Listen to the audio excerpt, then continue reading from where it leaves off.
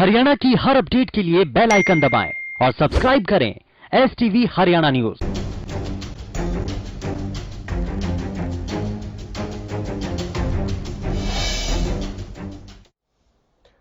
नमस्कार, स्वागत है आपका। मैं हूं गौरव कुमार पांडे। कोरोना ने देश की चिंता बढ़ाई हुई है। लगातार कोरोना के बढ़ते मामले सामने आ रहे हैं। प्रदेश में भी कोरोना का आंकड़ा लगातार तेजी से बढ़ता जा रहा है। कोरोना के जरिए एक रिपोर्ट के जरिए हम अब पहले आपको बताते हैं कि इस वक्त स्थिति क्या है और उसके बाद हमारे खास मेहमानों से करेंगे चर्चा कि कहां चूक हो रही है और कहां हम बेहतर कर रहे हैं इस स्थिति को संभालने के लिए और क्या किया जा सकता है और इस वक्त जिस स्थिति में है वहां हमको आपको करना क्या है।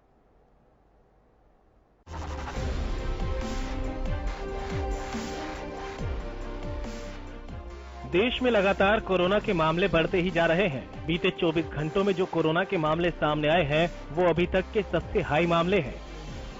यानी रविवार को आए आंकड़ों ने अपने सारे रिकॉर्ड तोड़ दिए। देश में बीते 24 घंटों में 2640 से ज्यादा मामले सामने आए।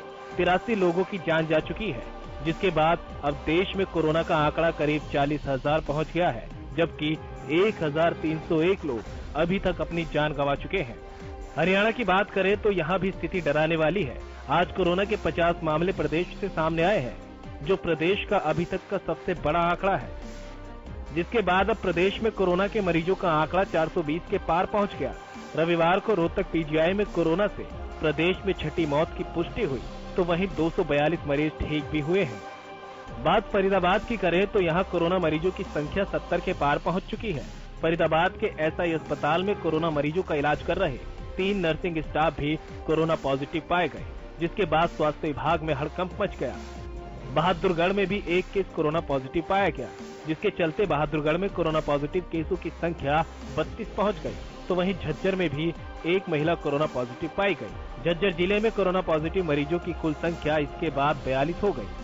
सोनीपत की बात करें तो सोनीपत में 17 नए मामले सामने आए हैं। इनमें बच्चे, महिलाएं और वृद्ध भी शामिल हैं। चिंता की बात यह है कि सब शहर के अलग अलग क्षेत्रों से हैं। सोनीपत में कोरोना के अब कुल 44 मामले हो गए।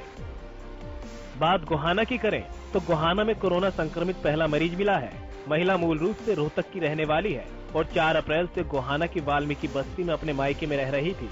महिला की बेटी को खांसी के साथ सांस लेने में समस्या थी। इसके लिए उसे मेडिकल कॉलेज खानपुर कला में भर्ती कराया गया। डॉक्टरों ने माँ बेटी का सैंपल लेकर जाँच कराई तो माँ की रिपोर्ट पॉजिटिव पाई गई, जबकि बेटी की रिपोर्ट नेगेटिव मिली। साइबर सिटी गुरुग्राम में भी बीते 4 दिनों में 16 नए कोरोना संक्रमित मामलों से हड़कंप मच गया। 16 में से 4 मरीज ऐसे थे जिनका आना जाना दिल्ली में लगा हुआ था और इन्हीं 4 संक्रमित मरीजों ने 4 और लोगों को भी कोरोना संक्रमित कर दिया। जींद की तस्वीर से भी आपको रूबरू करा देते हैं, जहां कोरोना ने एक बार फिर दस्तक दी है। रविवार सुबह 6 केस पॉजिटिव मिले। इनमें से 4 महिला आंगनवाड़ी वर्कर हैं। पानीपत में कोरोना ने कहर बरसा रखा है। 10 लोग कोरोना पॉजिटिव मिले, जिसमें से 4 मीडिया कर्मी भी कोरोना पॉजिटिव पाए गए, जिसके बाद स्वास्थ्य विभाग में हड़कंप मच गया। जिस तरह से प्रदेश में कोरोना के मामले बढ़ते जा रहे हैं, वो बेहद ही चिंता का विषय है। Bureau report, Haryana news. चलिए तो चर्चा का आगाज करते हैं। अपने मेहमानों से आपको मिलवा देते हैं। सबसे पहले योगेश कौशिक जी, राजनीतिक विश्लेषक के तौर पर हमारे साथ स्टूडियो में मौजूद हैं। योगेश जी, स्वागत है आपका। Doctor Swati Maheshwari, health expert के तौर पर हमारे साथ जुड़ी हैं। डॉक्टर स्वाति, आपका भी बहुत शुक्रिया, स्वागत है आपका। और डॉक्टर अजय गुप्ता, अध्यक्ष है NETB IMA हरियाणा से। गुप्ता साहब, आपका भी बहुत स्वागत है, शुक्रिया आप सबका हमारे साथ जुड़ने के लिए। सबसे पहले डॉक्टर गुप्ता, आप ही से शुरू करेंगे। जिस तरह से आज हरियाणा में नंबर्स आए हैं और आज लॉकडाउन पार्ट 2 का आखिरी दिन है, कल से लॉकडाउन पार्ट 3 शुरू होने जा रहा है, जिसमें बहुत सारी रियायतें भी दी गई हैं। क्या आखिरी दिन आए नंबर्स एक बार फिर से सोचने के लिए कहते हैं हमें कि रियायतें दी जाएं या नहीं? गौरव जी, बिल्कुल बहुत ही उम्दा प्रश्न आपने किया है कि आखिरी दिन है आज लॉकडाउन का, और लॉकडाउन के आखिरी दिन ही हमको जो आज हरियाणा का स्टेटस पता चल रहा है। मैं आपको अपडेट करना चाहता हूं कि मेरे पास जो गवर्नमेंट ऑफ हरियाणा का जो एक बुलेटिन जारी होता है डेली, उसका डेटा मेरे पास आया है। तो आप कहें तो मैं आपको बता देता हूँ कि आज टोटल हरियाणा में 66 नए केस आए हैं। 66? जिसमें सबसे ज्यादा सोनीपत है 18 केस, फरीदाबाद है 12 केस, पानीपत है 11 केस, गुड़गांव है 9 केस, फतेहाबाद है 4 केस, यमुनानगर में 2 केस, जींद में 6 केस।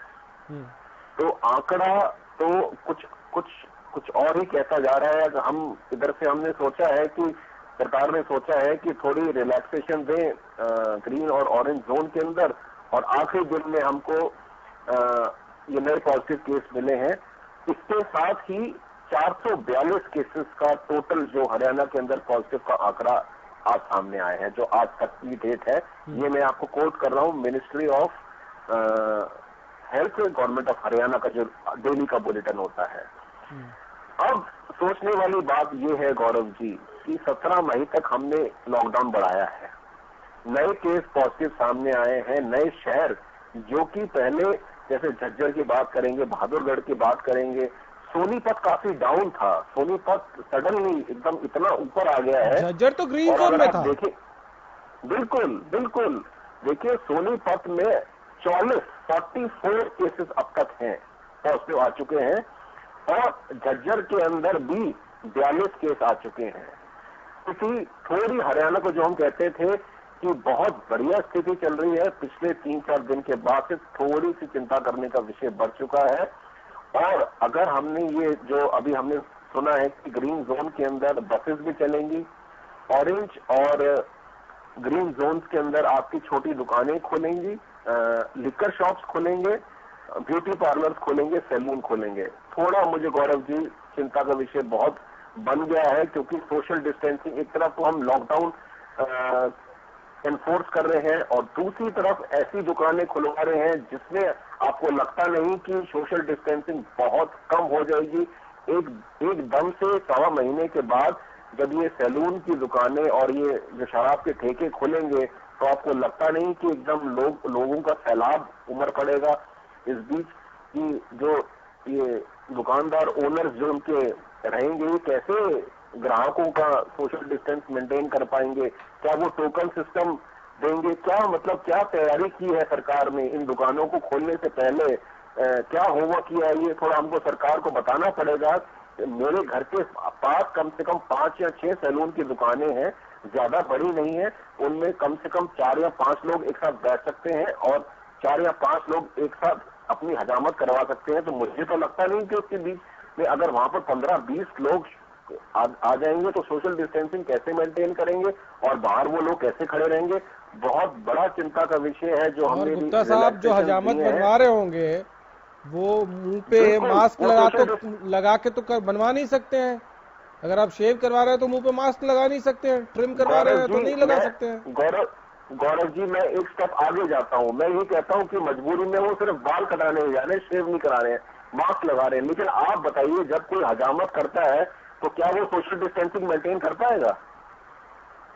तो सरकार को थोड़ा इस पर रीलुक करना पड़ेगा, स्पेशली जब हरियाणा की स्थिति बहुत अच्छी थी। अब 3-4 दिन के बाद अभी जो हरियाणा की स्थिति है थोड़ी हमको चिंता करने की बात है। इन डिसीजंस को जो छूट दी है उसको सरकार को रीलुक करना पड़ेगा। आने वाले 4-5 दिन में अगर इसी तरह ये केस बढ़ते रहेंगे तो ये जो डिसीजन है ये मुझे ऐसा लगता है जो रिलैक्सेशन है शायद ये वापस लेने पड़ेंगे। ठीक है डॉक्टर स्वाति, आपसे भी सेम सवाल कि अब तक हम बहुत आराम से कह रहे थे कि हरियाणा में स्थिति बहुत अच्छी है, हम बाकी स्टेट्स के कंपैरिजन में बहुत अच्छा कर रहे हैं, लेकिन आज जो आंकड़े आए हैं या पिछले 3-4 दिन का जो ट्रेंड है 72-73 फरीदाबाद में 72 गुरुग्राम में पहुंच गए हैं, 0 से 42 पहुंच गए झज्जर में 3-4 दिनों में। क्या आपको लगता है थोड़ा सा रुकना चाहिए अभी? देखिए चिंता का विषय जरूर है गौरव। अगर हम देखें तो पिछले 5 दिनों के अंदर ही हमारे 10,000 केसेस पूरे भारत के जो सामने आए हैं वो पिछले 5 दिनों में ही आए। तो चिंता का विषय जरूर है क्योंकि अचानक से हम लोग ये ज्यादा केसेस आते हुए देख रहे हैं। लेकिन वही मैं एक पैरामीटर की तरफ आपका ध्यान भी आकर्षित करना चाहूंगी। अभी हमारे यहाँ टेस्टिंग बढ़ गई है, तो देखिए अब हमने 10.5 लाख के करीब लोगों की टेस्टिंग की है और उसमें से आज अगर हम देखें तो हमने 40,000 का आंकड़ा पार कर लिया है।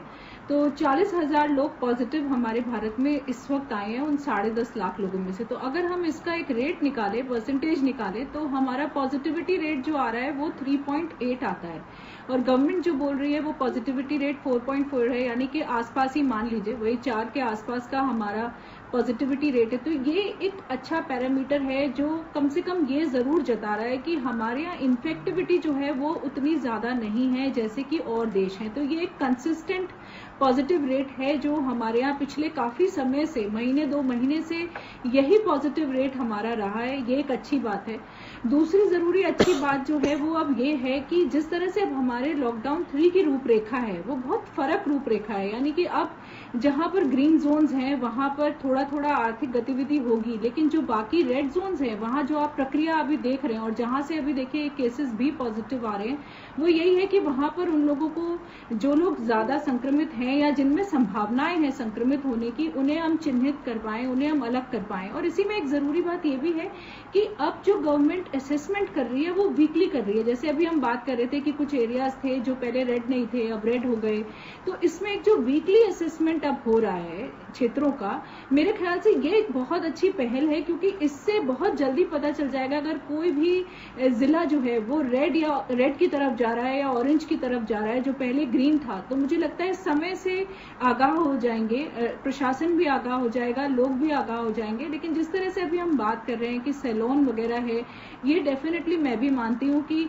यहाँ पर सोशल डिस्टेंसिंग मेंटेन करना बहुत मुश्किल है। तो इस तरह की गतिविधि के लिए अभी जरूर हमें दोबारा सोचना चाहिए कि क्या हम इस तरह की चीज खोलें या इस तरह का अभी हम प्रोविजन दें या नहीं दें। क्योंकि जहां ऑफिस वगैरह है और जहां बात हो रही है कि 33% तक स्टाफ आ सकता है, वहां तो बात ठीक है कि आप सोशल डिस्टेंसिंग मेंटेन कर पाएंगे, लेकिन जो ये इस तरह के हैं वहां बहुत मुश्किल होगा सोशल डिस्टेंसिंग। और वहीं अब लोगों पर उत्तरदायित्व भी बहुत ज्यादा बढ़ जाता है।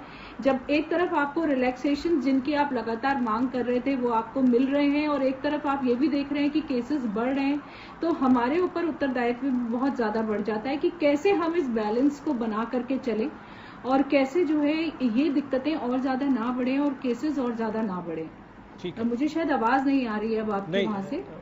हम लोग सुन रहे थे ध्यान से आपको, इसलिए आपको आवाज शायद ना आ रही हो। योगेश कौशिक जी, आपसे भी यही सवाल है कि ये पिछले 3-4 दिन का जो डेटा है और जिस तेजी के साथ आंकड़े बढ़े हैं हरियाणा में, क्या थोड़ा सा और धैर्य हम लोगों को दिखाना चाहिए रिलैक्सेशन देने से पहले? देखिए, ये जो दोनों एक्सपर्ट्स हैं जो हमारे साथ बैठे हैं, इन्होंने जो बात की है उसमें से एक बात निकल के आ रही है मेरे सामने भी और सबके सामने वही आएगी अल्टीमेटली, कि जैसे जैसे हम टेस्ट करेंगे वैसे ही तो हमें पता लगेगा। जब टेस्ट ही नहीं होंगे तो हमें पता नहीं लग पाएगा।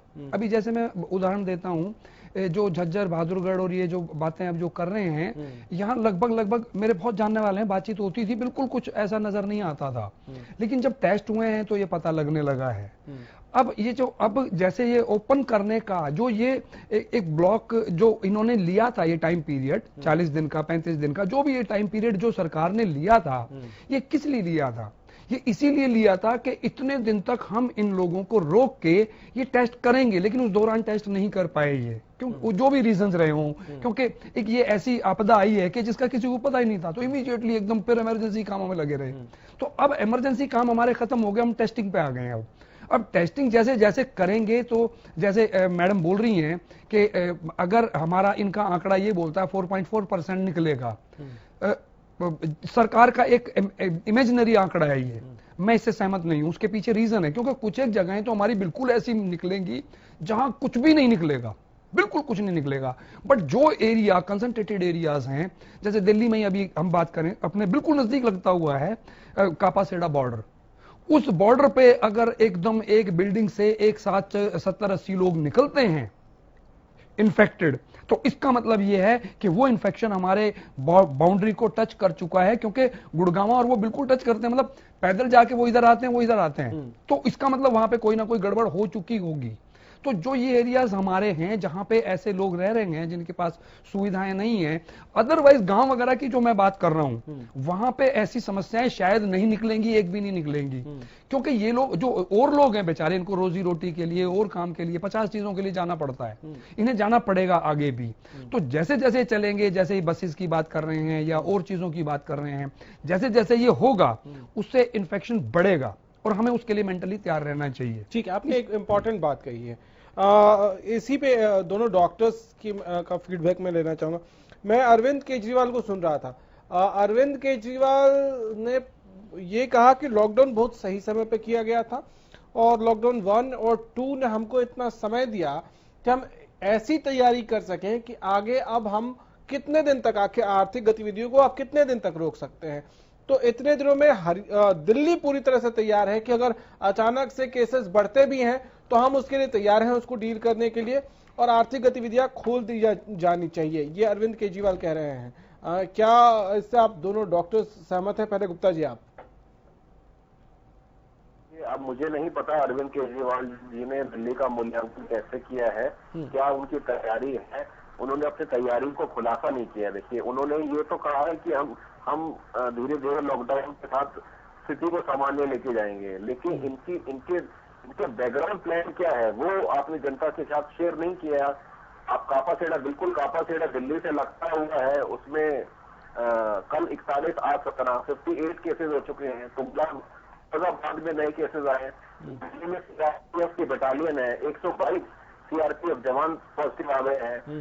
तो आप पुराने जो मरकज गए थे पुलिस वाले जो उनको डील कर रहे थे तबलीगियों को, वो भी इन्फेक्टेड आए हैं। ठीक है, तो एक तरफ तो आपके सामने नए केसेस का पहाड़ खड़ा हो रहा है, एक दूसरी तरफ आप जो पुराने केसेस हैं उनको कंट्रोल नहीं कर पा रहे हैं। नहीं, केजरीवाल जी ने जो कहा उन्होंने ये कहा कि अब हमको इसके साथ जीने की आदत डाल लेनी चाहिए कोरोना के साथ। उन्होंने 2-3 बातें कही। एक तो कि हम बहुत ज्यादा तेजी से टेस्टिंग करें, जो लोग इन्फेक्टेड हैं उनको ठीक करें। दूसरा, मौत का आंकड़ा जो है मौत ना हो ये सुनिश्चित अगर करेंगे तो ये जैसे डेंगू है, मलेरिया है, वैसे ही बीमारी रह जाएगी। लेकिन उन्होंने ये कहा कि पूरे दिल्ली को लॉक करने के बजाय कंटेनमेंट जोन स्ट्रिक्ट कर दिया जाए, पूरी दिल्ली को लॉकडाउन न किया जाए, खोल दिया जाए। देखिए, ये तो जो मेथड हर राज्य कर रहा है, ये सेंट्रल गवर्नमेंट ने भी यही किया है। आप हरियाणा में देखिए, हरियाणा में क्या किया, हरियाणा में भी यही हुआ है, जोन के हिसाब से हुआ है। रेड जोन में भी जो कंटेनमेंट जोन है उनमें ही है। मैंने ये सुना है कि हरियाणा के अंदर जो रेड जोन है उनमें लिकर शॉप खुल रही है, सिर्फ कंटेनमेंट जोन है उनमें लिकर शॉप नहीं खुलेगी।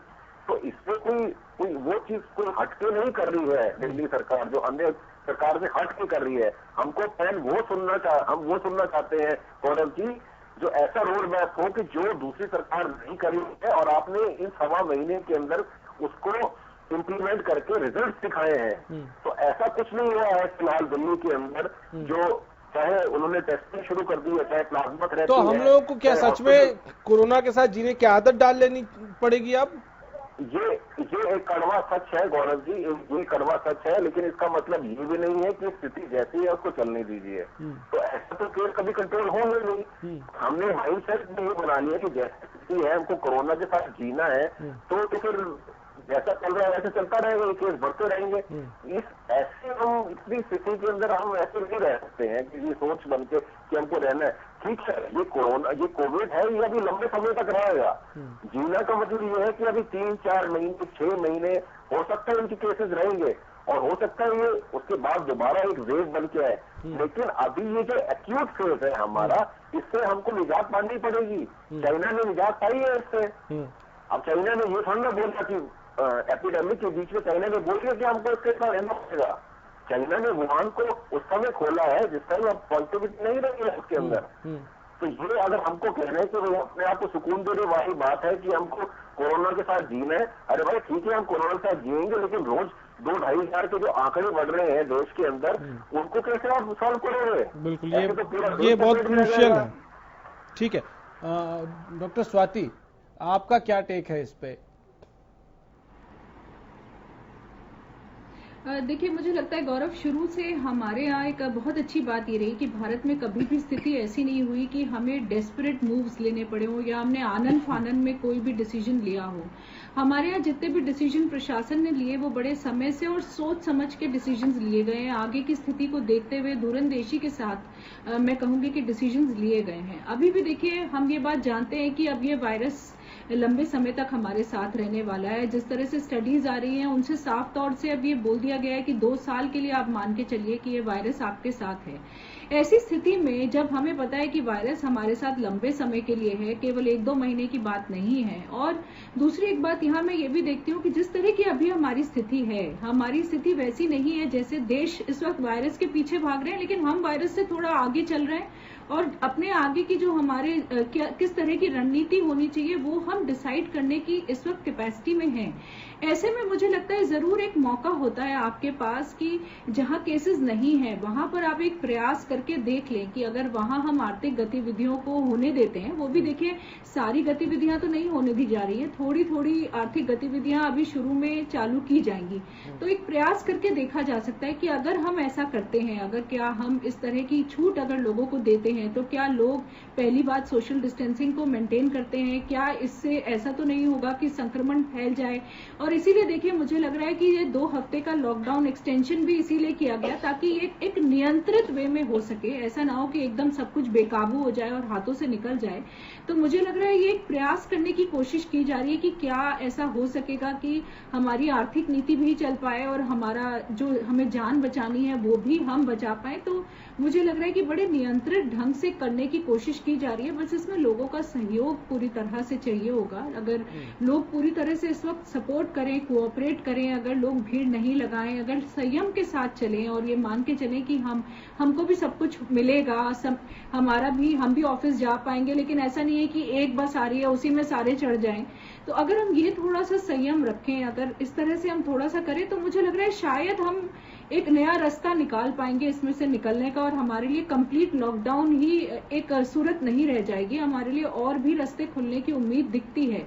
क्योंकि हमारे यहाँ एक अच्छा डबलिंग रेट अब हो गया है, हमारे यहाँ डबलिंग रेट उतना कम नहीं है जैसे पहले था। जब लॉकडाउन शुरू किया था तब मात्र 12.5 दिन का लॉकडाउन हमारा डबलिंग रेट था, जबकि अब हम 11-12 दिन पे पहुंच गए। तो अभी हम थोड़े से ऐसा जरूर है कि केस बढ़ते हुए देख रहे हैं, लेकिन कहीं ना कहीं हमारे पास थोड़ा बफर जरूर है अब पीछे मुड़ के देखने का कि क्या हम कोई और स्टेप्स भी ले सकते हैं, क्या हम इस सिचुएशन को और बेहतर तरीके से हैंडल कर सकते हैं या नहीं कर सकते। तो वो कहीं ना कहीं एक कुशन हमारे पास जरूर है अभी। ठीक है, अब वापस हरियाणा पे अगर आए योगेश जी, मुख्यमंत्री ने बहुत साफ कहा है कि जो प्रवासी मजदूर हैं उनमें से किसी को भूखा नहीं रहने दिया जाएगा, उनका ख्याल रखा जाएगा।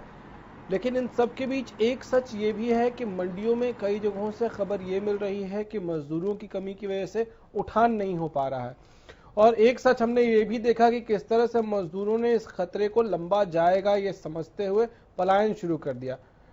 तो ऐसे में लॉकडाउन ग्रीन जोन्स में खोल देना कितना एसेंशियल है ताकि मजदूरों को यहीं रोजगार मिले और वो यहीं रुकें, वरना अगर सारे मजदूर चले गए तो काम कैसे चलेगा? देखिए, ये आप सिर्फ ग्रीन जोन और एग्रीकल्चर की बात मत करो, ये इसको और जगह पे भी अप्लाई करो। और जगह भी ऐसी हैं जहाँ पे मजदूरों की जरूरत होती है। अब थोड़ा सा मैं पॉलिटिकल हो जाता हूँ, क्योंकि पॉलिटिकल होना जरूरी है इस मामले में। अब अगर ये पॉलिटिक्स में, जैसे अब इन लोगों ने एक मीटिंग की थी और बहुत अच्छा लगा था, हमने वो उनकी तारीफ की थी सबकी, कि एक साथ मिलके इन्होंने कोई बातें की और सुझाव दिए और आगे बढ़ रहे हैं वो। अब इनको एक साथ मिलके ही आगे बढ़ के ही लोगों को ये विश्वास दिलाना पड़ेगा, बाहर के लोगों को खास तौर पे, कि प्लीज आप चिंता ना करो, आप वहां से ज्यादा बेहतर तरीके से यहां रह सकते हैं।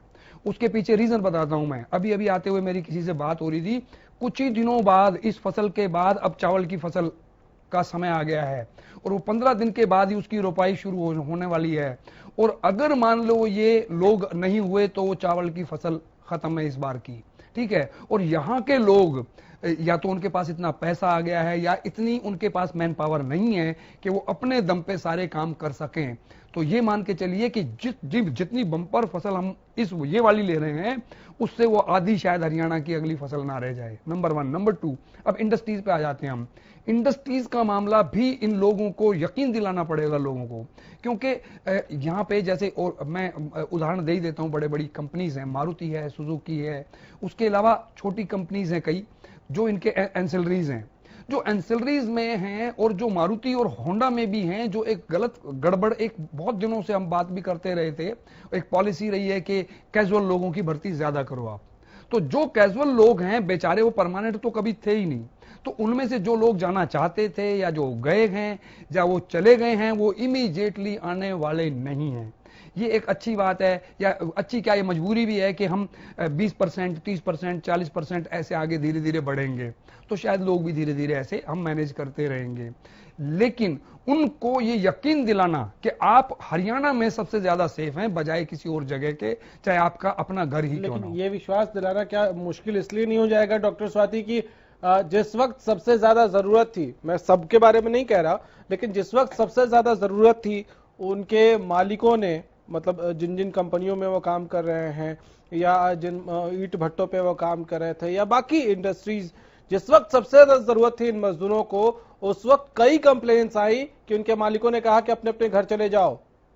ये क्या मौका नहीं था उनके पास इनका विश्वास जीतने का? और बहुत ज्यादा खर्च नहीं होता है मजदूरों को रोकने में और रखने में।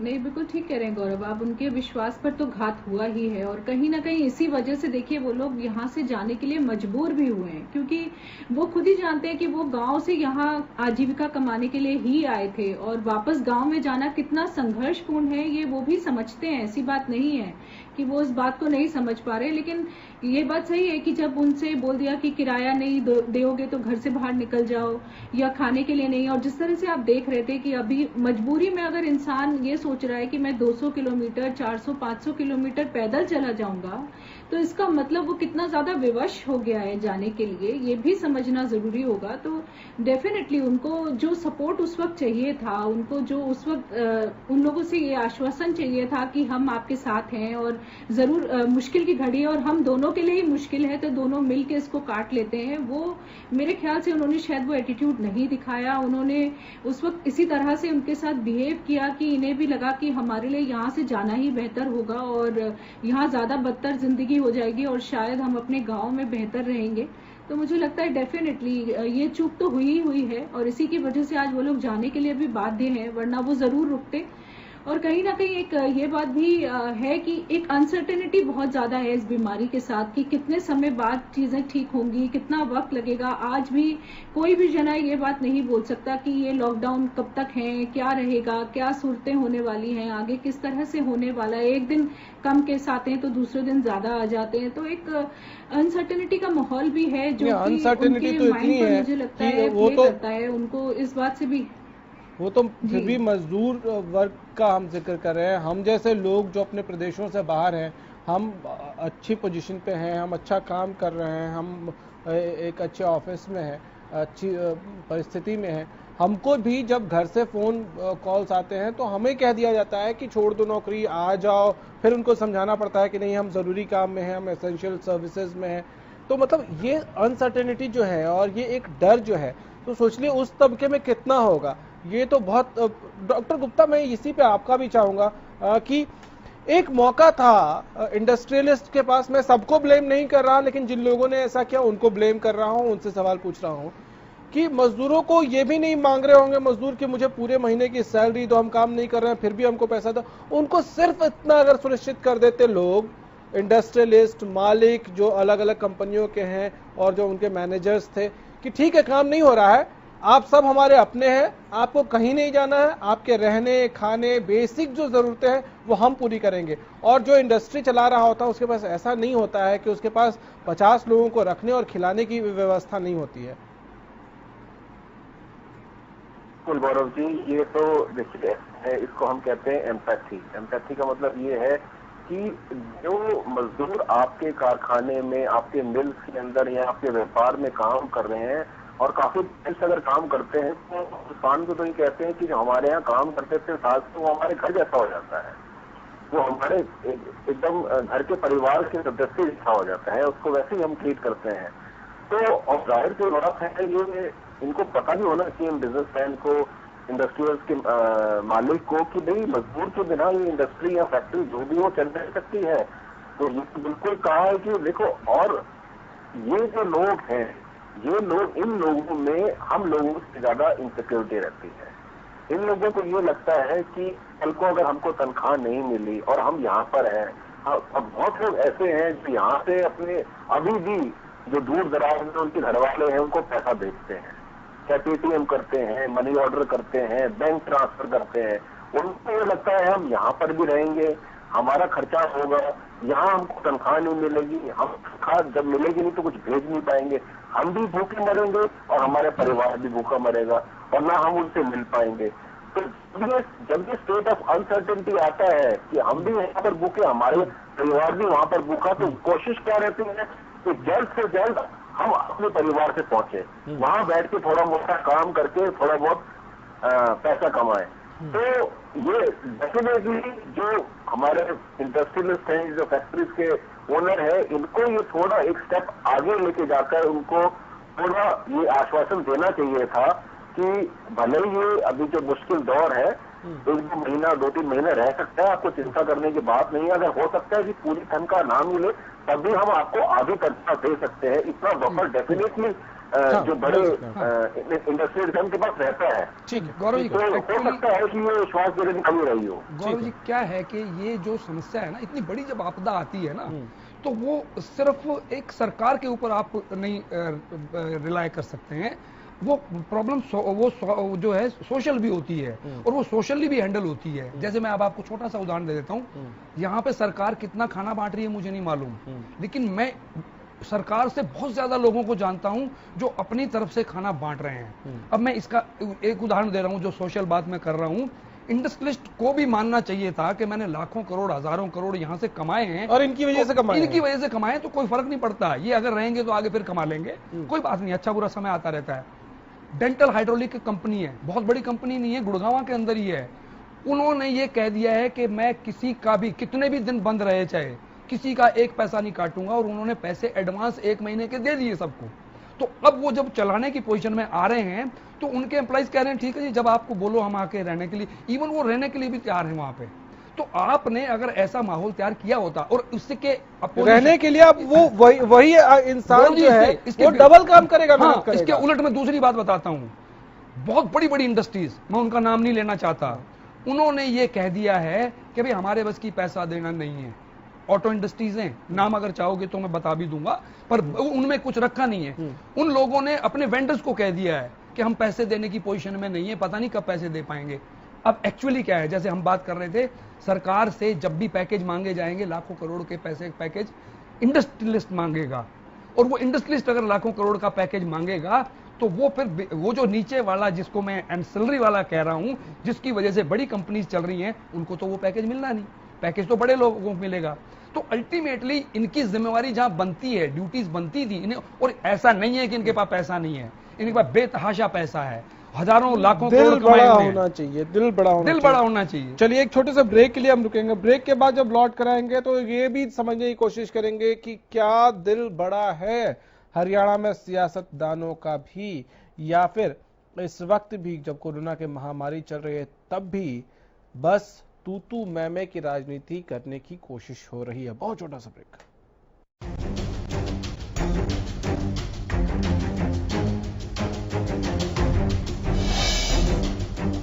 ब्रेक के बाद एक बार फिर से आपका स्वागत है। हम चर्चा कर रहे हैं कोरोना पे, इस चर्चा को आगे बढ़ाएंगे। कौशिक जी, आपके साथ शुरू करूंगा। इस कोरोना के समय भी आपने शुरुआत में एक बात कही कि सर्वदलीय बैठक हुई, अच्छा लगा, सब कुछ अच्छा था। उसके बाद जो शुरू हुई कि भाई बस का किराया इतना बढ़ा दिया जाए, मंडी फीस लगाई जाए, पेट्रोल पे 1 रुपया बढ़ाया जाए, या शराब की बोतलों पर सेस लगाया जाए, इसके बाद एक बकझक शुरू हुई और कांग्रेस की तरफ से कुछ आरोप लगाए गए कि भाई इस वक्त क्यों किराया बढ़ाया जा रहा है। फिर बीजेपी की तरफ से पलटवार हुआ। क्या ये वक्त है इसके लिए, या समझना होगा दोनों ही पक्षों को कि इस वक्त जरूरत क्या है? आप अगर एक बात सही से समझेंगे ना, तो मतलब मेरे हिसाब से जनता भी समझ जाएगी। इकोनॉमिकली हमें नजर नहीं आ रहा है, लेकिन ये मान के चलिए कि हम 40 दिन का पाकिस्तान से युद्ध लड़ चुके हैं इकोनॉमिकली, मतलब इतना हम माइनस जा चुके हैं। तो इस जब इकोनॉमिकली कोई भी देश या कोई भी स्टेट ऐसे जाएगा तो उसे पैसा कहीं ना कहीं से तो लाना ही पड़ेगा, और उस पैसे लाने के लिए कौन क्या कैसे प्लान करता है, कैसी योजनाएं बनाता है, मैं फिर वही तो बात कर रहा हूं कि उसमें सोशल स्ट्रक्चर बहुत जरूरी है। सोशली लोगों को समझना पड़ेगा, राजनीतिक लोगों को भी सोचना पड़ेगा। आज कांग्रेस बीजेपी का समय नहीं है, अभी किसी पत्रकार ने, बहुत बड़े पत्रकार ने तो यहां तक बात कर दी कि समय ऐसा आ गया है कि 1947 की तरह इन्हें एक ज्वाइंट पूरी की पूरी मिला के सरकार बनानी चाहिए और मिलकर सरकार को चलाना चाहिए। अभी ये हालात इतने बुरे नहीं हैं, अभी नजर नहीं आ रहे इतने बुरे जितने और होंगे अभी। और मैं फिर कह रहा हूं, फाइनेंशियली ये तो बीमारी की तो एक्सपर्ट डॉक्टर साहब बैठे हैं, ये तो बता ही रहे हैं, और ये तो इनको तो मालूम होगा, ये टेक्निकल लोग हैं, ये सारी चीजें हमें वो तो समझा देंगे। लेकिन वो चीज जो जेब में होनी चाहिए, आपके पास पैसा है तो आप इलाज करा सकते हैं, पैसा है आप किट भी मंगा सकते हैं, पैसा आप बच्चों का इलाज भी कर सकते हैं। लेकिन पैसा ही नहीं होगा तो जब अगली सिचुएशन जो आने वाली है, अभी तो हमारे यहाँ 40-50 हजार लोग आए हैं इन्फेक्टेड जो है हमारे। मैं अगर अमेरिका की, यूएस की अगर रिपोर्ट को मान लूं तो जो मैडम कह रही थी अभी, वो बिल्कुल ठीक कह रही हैं। वो कह रहे हैं, ट्रंप ने बोल दिया है कि 2 साल तक तो ये चलेगा and 2/3 of the total community इस इंफेक्शन में जाएगी ही जाएगी। अगर उनका ये आकलन है, और ये बड़ा भयावह है, हम चाहे एक दूसरे को जितनी मर्जी तसल्ली दे लें, तो उसके लिए मैं फिर बात कर रहा हूं कि सोशली एक दूसरे की मदद करना, ये एक दूसरे से ये सोच के चलना कि भाई किस तरीके से अब देश को चलाएंगे।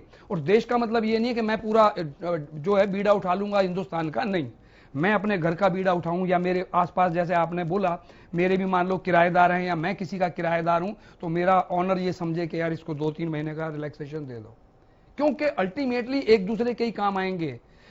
मुझे बड़ी हैरानी हुई, मैं ये सोचने में पड़ गया था जब मैं देखता हूं मेरे घर के पीछे खाना बढ़ता है अभी भी, वहां पे 6 बजे से जो खाना देना शुरू होता है उसके लिए 3 बजे लोग आके लाइन में लग जाते हैं बेचारे। सोच के देखो, ये तो अभी जैसे समय ये आएगा लॉकडाउन खुल जाएगा, सरकार कह देगी, हाथ पल्ला झाड़ के कह देगी हमने तो लॉकडाउन खोल दिया, कमाओ खाओ, फिर लोग बेचारे कहां जाएंगे। तो अगर आप इसको देखें, सोचें, तो बहुत ही मतलब मुझे बड़ा वो लग रहा है। और मैं ये उम्मीद करता हूं कि कम से कम राजनेताओं को इस वक्त किसी कीमत पे भी, चाहे कितने ही मतभेद हों, इन्हें नहीं लड़ना चाहिए किसी, क्योंकि जनता माफ नहीं करेगी फिर अगर ऐसा हुआ तो। ठीक है, अब इस पे चाहेंगे कि डॉक्टर्स भी, हालांकि ये आपका विषय नहीं है, फिर भी चाहेंगे क्योंकि आप लोग हमारे साथ जुड़े हुए एक्सपर्ट के तौर पर, इस पे आपका टेक क्या है? क्या इस वक्त ये ठीक है कि हम पॉलिटिकली एक दूसरे को कमेंट करें, एक पार्टी दूसरे पार्टी को, कि गवर्नमेंट को, कि ये नहीं करना चाहिए था, आपने दाम बढ़ा दिया जी, आपने ये कर दिया, इसका वक्त है डॉक्टर स्वाति? मुझे लगता है कि उंगली ना दिखाएं अगर इस वक्त हम, और ये कोशिश करें कि हम अपनी तरफ से जितने सकारात्मक इस वक्त सुझाव दे सकते हैं वो देने की कोशिश करें। और कहीं ना कहीं प्रशासन को इस वक्त सभी लोगों का सपोर्ट चाहिए, चाहे वो ऑपोजिशन में बैठी पार्टीज हों, चाहे हम लोग हैं जो नागरिक हैं भारत के इस वक्त, क्योंकि ये सबके ऊपर ही मुसीबत आई है, कोई भी इससे अछूता नहीं है। और चाहे इकोनॉमिक हार्डशिप्स हों, चाहे जान की बात हो, ये सबके लिए बराबर ही है इस वक्त। और ऐसे में मुझे लगता है जितना ज्यादा हम लोग एक दूसरे को सपोर्ट करेंगे उतना अच्छा होगा। देखिए, अगर हम प्रशासन की बात करें तो सशक्त से सशक्त देश के भी जो प्रशासन है वो कभी भी आखिरी इंसान तक नहीं पहुंच सकती है, हर प्रशासन के लिए के बस की बात नहीं है। तो यहाँ लोगों का सपोर्ट चाहिए। जिस तरह से अभी हमने देखा भी भारत में लोग अपनी सक्षमता के हिसाब से उससे ज्यादा बढ़ कर आगे आए हैं इस समय पर। किसी का कोई पेट भर रहा है, कोई छत दे रहा है, कोई कुछ कर रहा है। तो मुझे लगता है ये समय है इन्हीं चीजों का करने का। और आज गर्व होता है कि हम भारतीय हैं। जिस तरह से लोगों को हमने उमड़ कर आते आगे देखा है, जिस तरह से लोग अपनी जमीनें बेचकर, अपने घर बेचकर लोगों को खाना खिला रहे कर रहे हैं, तो बहुत गर्व होता है। और इसी की आज जरूरत भी है कि हर इंसान इस वक्त सामने आए। हमें बिल्कुल नहीं सोचना है इस वक्त कि हम लोग कांग्रेस के हैं, बीजेपी के हैं या किस दल के हैं। आज हम सब भारतीय हैं और हम भारतीयों के ऊपर ये विपदा आई है, तो हमें मिलकर एकजुट होकर ही मुझे लगता है तभी और हम जीत भी पाएंगे। शायद इसके अलावा और कोई तरीका है भी नहीं इसे जीतने का। तो वही करने की आज जरूरत है। जी बिल्कुल। ठीक है डॉक्टर गुप्ता, इस पे आपकी राय भी जानना चाहूंगा कि जो किराया बढ़ाया गया बस का, या पेट्रोल पे दाम, डीजल पे बढ़ाया जा रहा है, या मार्केट फीस लगाई जा रही है, क्या, क्योंकि इस वक्त सरकार की इनकम क्या होती है? लोगों से जो टैक्स आता है, और टैक्स अगर नहीं आ रहा है तो सरकार को भी पीपीई किट्स के लिए, लोगों तक राशन पहुंचाने के लिए, लोगों तक फैसिलिटीज पहुंचाने के लिए उनको भी तो कुछ पैसे की जरूरत होगी। तो क्या ऐसे में ये थोड़ा बहुत बढ़ाना आपको लगता है कि ठीक है या इसको क्रिटिसाइज जो कर रहे हैं लोग वो ठीक है? देखिए, ऐसा है कि हमारे देश का ये दुर्भाग्य है कि हमारे देश में कंस्ट्रक्टिव ऑपोजिशन नहीं है। ऑपोजिशन का मतलब क्या होता है कि देश की जो एक सरकार चल रही है, अगर वो सही डिसीजन ले रही है, ऑपोजिशन क्या काम है, उसकी सराहना करनी चाहिए, ये काम सही हो रहा है। अगर आपको लगता है कि आपके विचार भिन्न है तो आप उनको ऑपोजिशन कर सकते हैं। हमारे देश में क्या होता है, अगर कोई अच्छा काम भी होता है तब भी उसको ऑपोजिशन होता है, अगर बुरा काम है या गलत काम है उसमें तो पता नहीं क्या, उसमें तो सभी भी चढ़ा जाता है। अब आप कह रहे हैं कि बसों का किराया बढ़ाया है या थोड़ा लिकर शॉप्स में थोड़ा एक्स्ट्रा है जो कोविड सेस के नाम पे ले रहे हैं, तो ठीक है, सरकार का कोष खाली हो रहा है तो उनकी ये जिम्मेदारी बनती है कि थोड़ा बहुत जो उनकी अर्निंग है वो ऐसी होगी, और कोई चारा नहीं है। दूसरी गौरव जी, मैं आपको एक बात इस टॉपिक से हट के जाते जाते बताना चाहता हूं, आज अगर हमको लड़ना है कोविड से, हमको यूएस की तरह नहीं देखना है गौरव जी। हम हर प्रोग्राम के अंदर पूरा देश यूएस का एग्जाम्पल देता है। मैं आज आपको चाइना का एग्जाम्पल देना चाहता हूं। आज 3 मई है, 9 बजने वाले हैं। आज पूरे दिन में चाइना में केवल 2 नए केस कोविड के आए हैं। 82-83 हजार केसेस के बाद टोटल चले गए थे चाइना के अंदर। पूरे चाइना में केवल 2 केस आए हैं आज नए। तो हिंदुस्तान को चाइना की ओर देखना चाहिए, क्योंकि हिंदुस्तान की जो पॉपुलेशन है वो चाइना की कंपैरिजन में, ना कि यूएस के।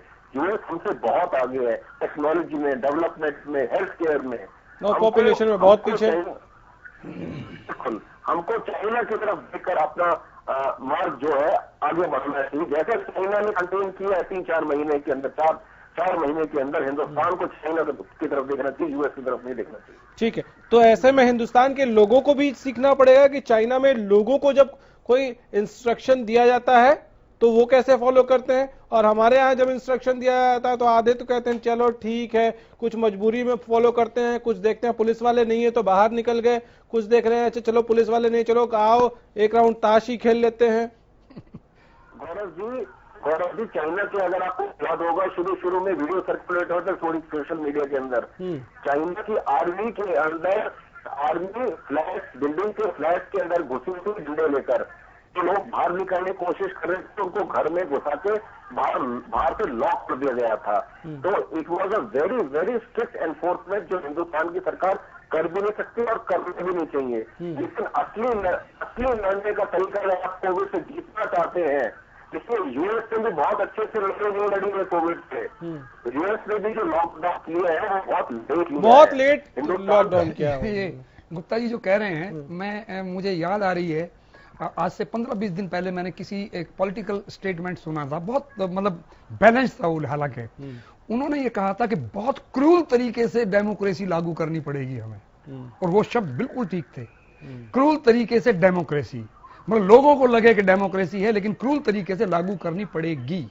वो चलो वो उसकी जरूरत शायद नहीं पड़ी, लेकिन जैसा अभी गुप्ता जी कह रहे थे, राजनीति तो आ जाती है हिंदुस्तान के अंदर। अभी कब तक नहीं बोलेंगे राजनीतिक तौर पे, क्योंकि जब लोगों को इन्हें लगता है, किसी भी राजनेता को, कि अब लोगों का जो वो है, जितनी इनकी ताकत थी सहन शक्ति सहन करने की, अब वो खत्म हो गई है, तो अब इसको ब्लास्ट होने वाला है, अब इसे यूज करो।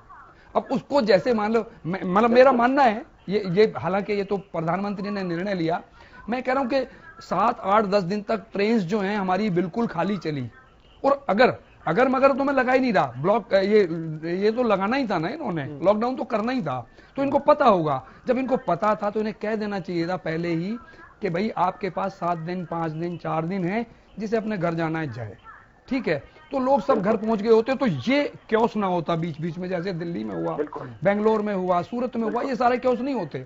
और उसके लिए फिर मैं एक बात कह रहा हूं कि एक्सपर्ट्स मेरे साथ बैठे हैं, आप इनसे पूछ लीजिएगा। मेरी सोच है कि 100% इनमें वायरल जो इन्फेक्टेड लोग जो हैं वो जरूर गए होंगे और उनकी तादाद बढ़ गई होगी। और जो शुरू में बहुत सारे ऐसे स्टेट्स हैं जहां शुरुआत में नहीं थे लोग, चोरी छुपे, मैं बिहार का एग्जांपल बार बार देता हूं क्योंकि मुझे वहां से फीड जो मिला, वहां कई लोग ऐसे जो लॉकडाउन के बाद भी वो चोरी छिपे पहुंचे न जाने कैसे। हाँ। और उनकी वजह से वहां बहुत सारे केसेस आए। अभी भी कंफ्यूज किए हुए हैं। हरियाणा सरकार ने या और सरकारों ने ये कह दिया कि भाई अब आप जा सकते हैं, ट्रेन चल गई, ये चल गया, अखबारों में आ गया। नहीं, वो तो कंफ्यूजन मेरी पूरी बात सुनो। नहीं, मैं बता रहा हूं, मेरे पास आज ही बात हुई है। हाँ। तो बहादुरगढ़ या उसके आसपास की जो हम बात भी कर रहे हैं, वहां से मजदूर लोग निकल चुके, वहां से रात में पुलिस वालों ने रोक लिया, भाई कहां जा रहे हो, आगे तो बॉर्डर सील है, आगे आप जा नहीं सकते। फिर वो बेचारे फिर वो वापस चले गए। तो वो अब क्या करें? नहीं, वो अलग थोड़ा सा स्थिति में आ गए। क्लियर कर देते हैं दर्शकों के लिए कि अभी आप जहां हैं वहीं रहना है। आपकी राज्य सरकार, वहां का प्रशासन और जहां आप हैं वहां का प्रशासन पहले आपस में कोऑर्डिनेट करेंगे। उसके बाद आप कहां हैं, कितने संख्या में हैं, कहां जाना है, वो सारा डेटाबेस बनेगा, फिर आपके जाने की तैयारी की जाएगी। लेकिन जब तक आपको प्रशासन की तरफ से नहीं कहा जाता है कि आपके जाने की व्यवस्था कर दी गई है, तब तक आपको नहीं निकलना है। ये याद रखिए, अभी ट्रेन बस कुछ नहीं चल रही है, आपके लिए कुछ नहीं है। जब आपकी बारी आएगी, एक साथ सबको उनके घर नहीं पहुंचाया जा सकता। याद रखिएगा, सरकार और प्रशासन की भी अपनी एक लिमिटेशन है, तो उसको ध्यान रखिए। हमको आपको साथ देना होगा सरकार का। ठीक है, बॉर्डर सील करने की बात पर आते हैं। योगेश जी, हमने शुरुआत में चर्चा की झज्जर की। जिस तरह से झज्जर ग्रीन जोन में था और आजादपुर मंडी दिल्ली से इन्फेक्शन जो है यहाँ सब्जी मंडी में बढ़ा और वो अचानक से एक ब्लास्ट आया, उसके बाद या फिर हरियाणा में ज्यादातर जो केसेस आए उनका किसी न किसी तरह से मरकज से या दिल्ली से कनेक्शन, दिल्ली पुलिस के रहे, दिल्ली में काम करने वाले लोग रहे, ज्यादातर केसेस वो हैं। उसके बाद पूरी तरह से दिल्ली की सीमाएं सील कर दी गई हैं। देखिए, मैं बहुत जरूरी था। मैं वो एक बात छोटी सी रह गई थी। डॉक्टर साहब, मैं फिर कह रहा हूँ, वो एक्सपर्ट बैठे हैं मेरे सामने, मैं उस पर नहीं कमेंट करना चाहता, लेकिन मेरा जो मानना है कि चाइना का जैसे उदाहरण दिया डॉक्टर साहब ने, चाइना से ही आई है ये, या चाइना से ही पूरी दुनिया में गई है ये। तो चाइना का बॉर्डर हम मतलब किसी ने जिसने भी सील कर दिया वो ठीक रहेगा। वियतनाम उनके बिल्कुल टच में है, लेकिन वो ठीक है, सेफ है वो। अब ऐसे ही हम अपने हिंदुस्तान की अगर बात कर लें, हमारे हिंदुस्तान में अगर हमने पहले जो शोर मचाया, तबलीगी को शोर मचाया हमने, ठीक है, डेफिनेटली उनका रोल भी था, इसमें कोई दो राय नहीं है। लेकिन उनके अलावा मेरा मानना यह भी है कि काफी सारे लोग जो बाहर से आए हैं, अक्सर ज्यादा, तो ये बात मैंने निचले तबके में सुनी भी है कि जी तो अमीरों की बीमारी है, हमारे तो लग ही नहीं सकती। कैसे अमीरों की है? ये जो हवाई जहाज से जो चल के आ रहे हैं उन्हीं के पास, वो जो चाइना से ला रहा है, कोई अमेरिका से लेके आ रहा है, कोई जर्मन से ला रहा है, हम तो बीमार होंगे ही नहीं। ये एक वहम लोगों के दिमाग में गया। तो अगर हम मान लो बॉर्डर की जैसे हम बात कर रहे हैं, इसमें कोई दो राय नहीं है कि जो लॉकडाउन है ये उसी का तो हिस्सा है कि आप अपने घर में रहेंगे, एक कमरे में सील्ड रहेंगे, आपको तो बीमारी लगेगी नहीं। ठीक है। डॉक्टर स्वाति महेश्वरी, आप जानना चाहो, हरियाणा के बॉर्डर्स दिल्ली से लगते हुए जितने हैं वो खासतौर से बहुत सख्ती से सील किए गए हैं, ये बहुत जरूरी था।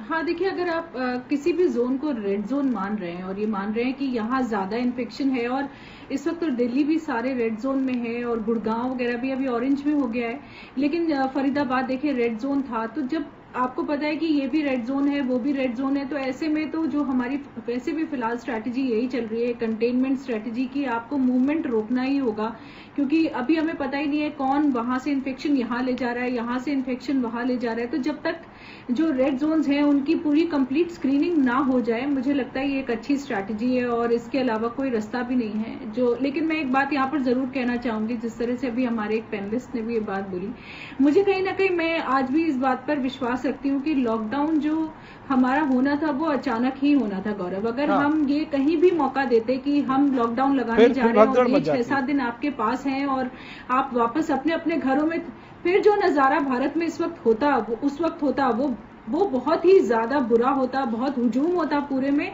और गांव तक ये बीमारी पहुंच गई होती अगर हमने ये करने दिया होता। तो मुझे लगता है कि हमने जो लॉकडाउन का अचानक से डिसीजन लिया है वो हमारे भारत जैसे देश के लिए, जहां पे 135 करोड़ लोग रह रहे हैं, उनके लिए बहुत ज्यादा जरूरी था, क्योंकि हर कोई कहीं ना कहीं सेफ एरिया में जाकर बैठने की सोचता ही सोचता, और ऐसे में जो मूवमेंट होता उससे जो इन्फेक्शन फैलता वो कहीं ज्यादा होता। जो मुझे लगता है कि जरूर हार्डशिप्स हुई हैं और बहुत ज्यादा हुई है, कम नहीं है, लेकिन कम से कम लोग जिंदा हैं, जान बची है, वो बहुत जरूरी है। और इफ एंड बट्स तो हमेशा हो सकते हैं, कुछ कितना भी प्लान करके आप करो, तो वो नहीं हो सकता है। तो हाँ, टाटा हाँ, रतन टाटा जी का भी एक मैंने अभी वो पढ़ा था कहीं पे, हाँ। उन्होंने एक बहुत शानदार बात कही है, सबको समझ में आ जानी चाहिए।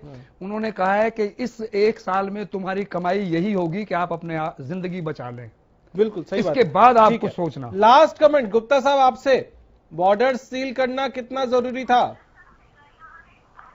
गौरव जी, अगर हर प्रदेश के जो मुख्यमंत्री हैं, जो हेल्थ डिपार्टमेंट है अपने स्टेट का, वो 1-1.25 महीने के अंदर उन्होंने पूरा मूल्यांकन करा है। अगर उनको लगता है, अगर उन्होंने केस को फॉलो अप किया है, तह तक गए हैं, कॉन्टैक्ट ट्रेसिंग की है, तो उनको लगता है कि जो सोनीपत में आए हैं, दिल्ली में आए हैं या फरीदाबाद में आए हैं, मैं झज्जर की बात नहीं करूंगा, अगर दिल्ली से आए हैं डेफिनेटली उनको लगता है केस और बढ़ सकते हैं। तो ये जो सील किया है इसमें कोई संदेह नहीं है, सील करना नहीं, झज्जर में भी तो आजादपुर मंडी की बात हो रही है कि आजादपुर मंडी से वहां की मंडी में पहुंचे।